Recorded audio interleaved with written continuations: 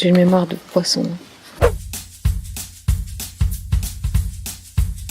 Votre premier spectacle? J'ai un souvenir quand j'étais enfant d'un spectacle qui m'a beaucoup marqué. Je me rappelle absolument quasiment de rien, si ce n'est d'un très grande robe comme ça qui se soulevait avec un jeu de lumière assez incroyable. Ça se passait dans le ciel.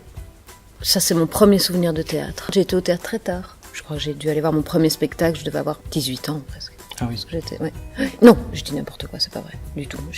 Non, je devais avoir 15 ans. Et c'était Iphigénie de Racine, mis en scène par... C'est là que ça commence.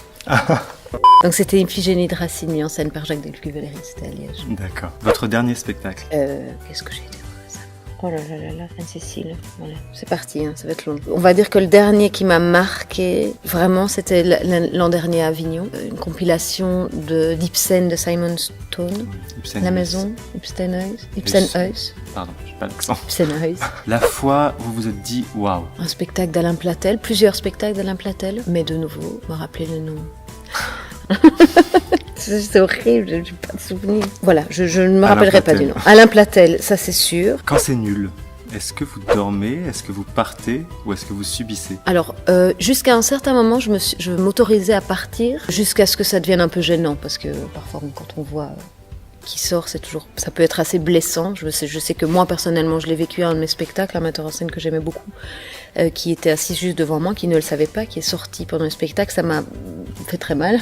Ouais. Donc j'essaie de ne plus le faire. Donc je subis, mais je subis de moins en moins parce que même quand j'aime pas, il y a toujours quelque chose à prendre. Sauf si j'ai vraiment l'impression qu'on se fout de moi. Là, je sors. Qu'est-ce qu'on dit au metteur en scène ou à la metteuse en scène quand on n'a pas aimé la pièce? Moi, je dis rien. Je m'en vais. Parce qu'on sait, en tant que metteur en scène, on sait quand on a quelqu'un qui n'a pas aimé, connaît un peu la trousse de secours des phrases faciles à dire. Quand on n'a pas aimé, je préfère les éviter.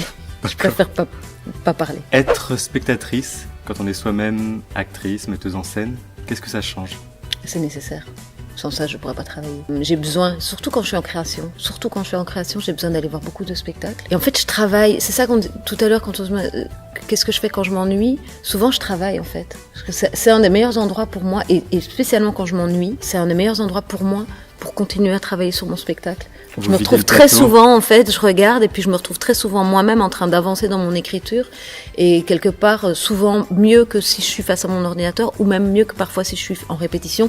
En répétition, il faut que je trouve tout de suite la solution. Tandis que là, en fait, personne ne me demande rien. Par contre, j'ai le plateau devant moi, j'ai des exemples que je veux pas nécessairement suivre ou même parfois des choses qui m'intéressent et en fait, c'est un lieu de travail aussi pour moi. Quel meilleur endroit qu'un théâtre pour travailler. La fois où vous vous êtes dit je veux être sur scène.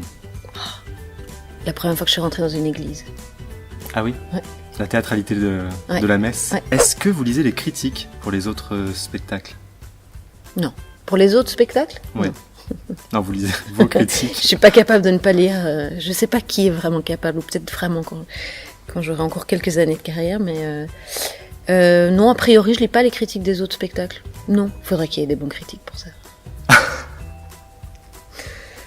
On va me haïr de dire ça. La critique, maintenant, elle est tellement tenue à tellement de choses qu'elle peut plus vraiment être une vraie critique. Votre pire souvenir de théâtre?